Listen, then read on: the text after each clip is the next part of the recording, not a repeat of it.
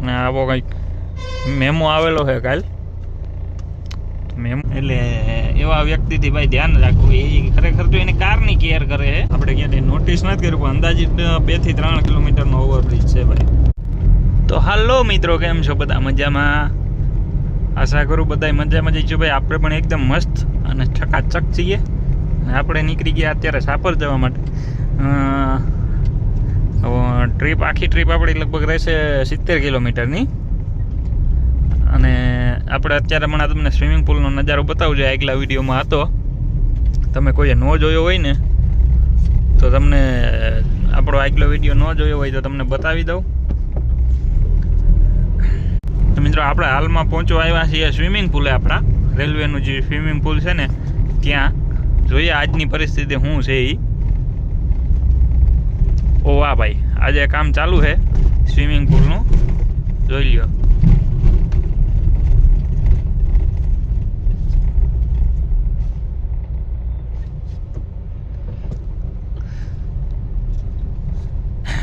ભાઈ રિપેરિંગ કામ હાલ ચાલુ છે. આપણા આગલા વિડીયોમાં બતાવ્યો ત્યાં એની હાલત શું છે એ. બરાબર છે. સારું, અહીંથી ગાડી કાઢી લઈએ એકવાર, પછી નિરાતે મળીએ. મિત્રો, સ્વિમિંગ પુલ છે ને હવે લગભગ રિટર્ન આપણે આવીશું ને કમ્પ્લીટ થઈ ગયું છે, નહીં વાંધો આવે. અને આ નેરો રોડ છે ને એટલે આપણી ગાડી ફરજિયાત આપણે નીચે ઉતારવી પડે. મોબાઈલમાં શૂટ કરતા હોય એટલે અને ઉતારવામાં કંઈ વાંધો નથી. તો ભાઈ વિડીયો તમે છે ને આખો જોજો, કારણ કે નેક્સ્ટ વિડીયોનો મારે એવરેજ ડ્યુરેશન આવે કેટલું ખબર? 1 મિનિટ ને 15 સેકન્ડ નહીં. એમાં નહીં મજા આવે ભાઈ. આખો વિડીયો જોઉં તો જ મજા આવશે. હું અને આપણે જો હમણાં નેશનલ હાઈવે ઉપર પૂગી જાઉં. નેશનલ હાઈવે ઉપર ચડી અને હવે પછી નિરાતે મળીએ. તો ફાઇનલી મિત્રો, આપણે આવી ગયા છીએ જામવાડીના ઓવરબ્રિજ ઉપર. અને હવે આપણે કોઈ ટેન્શન છે નહીં ટ્રાફિકની કે કાંઈ. એ તમને ઓવરબ્રિજ પાછો બતાવી દઉં, કારણ કે જૂના વિડીયો જોવા તો કોઈ જતા નથી, આપણને ખબર જ છે. તો નવા વિડીયોમાં પાછું જામવાડીનો ઓવરબ્રિજ બતાવી દઉં ભાઈ. ના હશે જામવાડીની જીઆઈડીસી, બરાબર છે. અને અહીંયા જે કામ ચાલુ છે, વર્ક ઓન પ્રોગ્રેસ.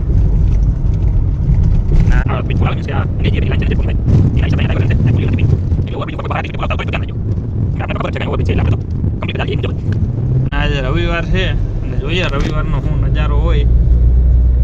અને સામે ટ્રાફિક કેવીક મળે જોવા. રવિવાર છે એટલા માટે. મિત્રો, આ ઓવરબ્રિજ અહીંયા પૂરો થયો આપણો. આપણે ક્યાંય નોટિસ નથી કર્યું પણ અંદાજિત 2 થી 3 કિલોમીટરનો ઓવરબ્રિજ છે ભાઈ. બરાબર, તો જઈએ આગળ. કંઈક જોવા જેવું આવે તો બતાવું. બાકી વિડીયો આખો જોજો. જોવા જેવું તો બધું આમાં આવ્યું છે, એની બતાવવામાં જ આવ્યું છે. તો જ તમને ખબર પડશે રાજકોટની પરિસ્થિતિ શું છે ને.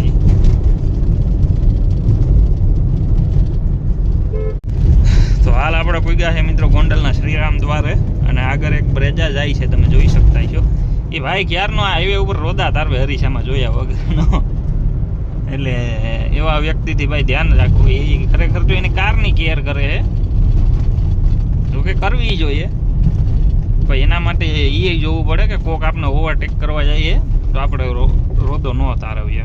ટૂંકમાં ગોંડલ જવા માટેના જેટલા એન્ટ્રન્સ છે ને ભાઈ, એ બધા પેક થવાના છે. ઓવરબ્રિજ ઉપર ચડી ગયા તો તમારે એન્ટ્રન્સમાં ઉતરવાનું ભૂલી જવાનું, પાછું યુટર્ન મારીને આવવાનું. અને જો આ લોકો અહીંયા પાર્કિંગ મસ્ત કરી લીધું છે. ઓવરબ્રિજનું કામ ચાલુ છે ને એટલા માટે.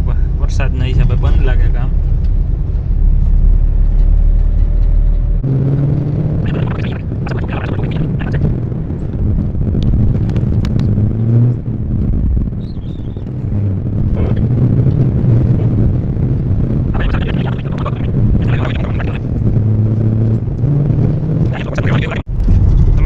આશાપુરા ચોકડીનું ડાયવર્ઝન વટીને હવે ભોજપરા બાજુ મૂકી ગયા છીએ. અને અહીંથી હવે જે ઓવરબ્રિજો છે ને એ લગભગ રાજકોટ સુધી બધાના છોડી સાપર સુધી તો બધા ચાલુ જ છે, રાજકોટ સુધી નહીં. એટલે હવે લગભગ આપણે ક્યાંય ડાયવર્ઝન કે ટ્રાફિક એટલી નહીં નડે. ટ્રાફિક હળવી હળવી આ રોડ ઉપર છે જ અત્યારે, તમે જોઈ શકો મિત્રો. આપણી ગાડીની સ્પીડ તમને દેખાય તો બતાવું તો 80ની છે ભાઈ. 80 થી પ્લસ તો હજી સુધી ક્યાંય થયા જ નથી, કારણ કે ટ્રાફિક છે આજે. હળવી ટ્રાફિક જોવા મળે છે. અને મસ્ત ભાઈ જો અહીંયા રોકડિયા કષ્ટભંજન દેવ હનુમાનજીનું મંદિર આવી ગયું છે ભોજપરા. મસ્ત મોટું મંદિર છે, મૂર્તિ છે મોટી. કરેક્ટ ટાઈમ મળશે એટલે બતાવીશ તમને. ફોર્ચ્યુનર છે, ફોર્ચ્યુનર 4x4. નજારો ખરેખર જોવા જેવો થાત જો અત્યારે વરસાદ આવતો હોત ને તો, પણ ખરેખર અત્યારે વરસાદ આજે નથી આવતો. હમણાં આપણે કુવાડવા ગયા ને ત્યારે વરસાદ આવતો, ત્યારે આપણે ઇમરજન્સી હતી ને આપણો મોબાઈલ તો શું કે વિન્ડશીલ્ડમાં ક્યાંય રહે એમ છે નહીં, હાથમાં રાખવો પડે એટલા માટે પછી કાંઈ નહોતું કર્યું. આ ટ્રાફિક તમે જોઈ શકો છો.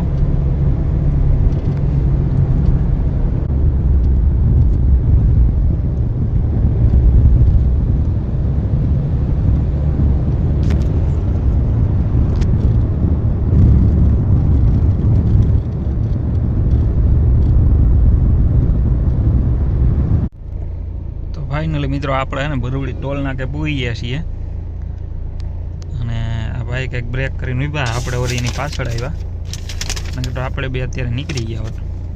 અને આવો કંઈક મેમો આવેલો છે કાલ, મેમો આવ્યો છે 500 રૂપિયાનો અને પાછળ લખ્યું છે 194B 138 177 રૂપિયા, 500 રૂપિયા ડન, સીટ બેલ્ટ ના બાંધો હોય તો. બરાબર છે.